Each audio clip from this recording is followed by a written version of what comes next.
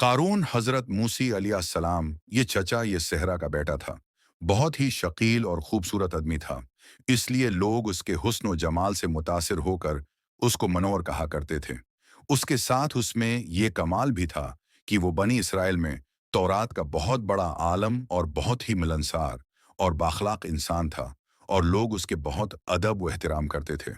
لیکن بے شمار دولت اس کے ہاتھ ہوتے ہی اس کے حالات میں ایک دم تغیر پیدا ہو گیا، اور سامری کی طرح منافق ہو کر حضرت موسی علیہ السلام کا بہت بڑا دشمن ہو گیا، اور اعلی درجے کا متکبر اور مغرور ہو گیا۔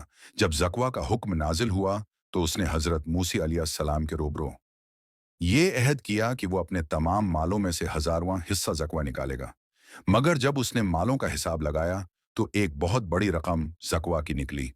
یہ دیکھ کر اس پر حرص اور بخل کا بھوت سوار ہو گیا، اور وہ نہ صرف زکوہ کا منکر ہوا بلکہ عام طور پر بنی اسرائیل کو بہکانے لگا کہ حضرت موسی علیہ السلام اس بہانے تمہارے مال کو لے لینا چاہتے ہیں۔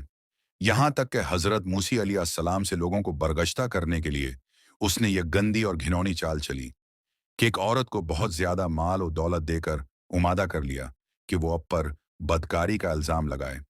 چنانچہ اس وقت جبکہ حضرت موسی علیہ السلام واز فرما رہے تھے، قارون نے اب کو ٹوکا کہ فلانی عورت سے اپنے بدکاری کی ہے۔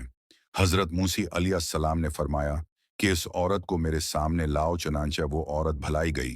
تو موسی علیہ السلام نے فرمایا کہ عورت اس اللہ کی قسم جسے بنی اسرائیل کے لیے دریا کو پھاڑ دیا تھا اور عافیت و سلامتی کے ساتھ دریا کے پار فرعون سے نجات دی، سچ سچ بتا کہ کیا واقعہ ہیں۔ حضرت موسی علیہ السلام کے جلال سے عورت سہم کر کانپنے لگی، اور اس نے تمام مجمع میں صاف صاف کہہ دیا کہ اے اللہ کے نبی، مجھ کو قارون نے قصید دولت دیکھ کر اوپر بہتان لگانے کے لیے مادہ کیا ہے۔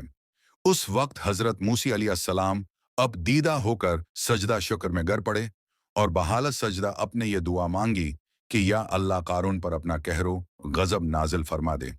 پھر اپنے مجمع سے فرمایا کہ جو قارون کا ساتھی ہو وہ قارون کے ساتھ ٹھہرا رہے، جو میرا ساتھی ہے وہ قارون سے علیحدہ ہو کر میرے پاس جائے۔ چنانچہ دو خبیثوں کے سوا تمام بنی اسرائیل قارون سے الگ ہو گئے۔ پھر حضرت موسی علیہ السلام نے زمین کو حکم دیا، یا زمین تو اس کو پکڑ لے، تو قارون ایک دم گھٹنوں تک زمین میں دھنس گیا۔ اپنے دوبارہ زمین سے یہی فرمایا تو وہ کمر تک زمین میں دھنس گیا۔ یہ دیکھ کر قارون رونے لگا اور بلبلانے لگا، اور کرامت اور رشتہ داری کا واقعہ واسطہ دینے لگا، مگر اپنے کوئی التفات نہ فرمایا، یہاں تک کہ وہ بالکل زمین میں دھنس گیا۔